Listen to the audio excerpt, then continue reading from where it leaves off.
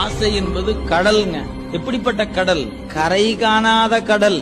இந்து மகா சமுத்திரத்துக்கு 2 பக்கம் கரை இருக்கு. ஆனா இந்த ஆசை என்கிற கடலுக்கு கரையே கிடையாது. எங்க கரையுடைய கடலை கடப்பதே கடினம். இது கரையே இல்லாத கடல்லாம் எப்படிங்க கடக்குதுன்னா கடக்கலாமையா? எப்ப?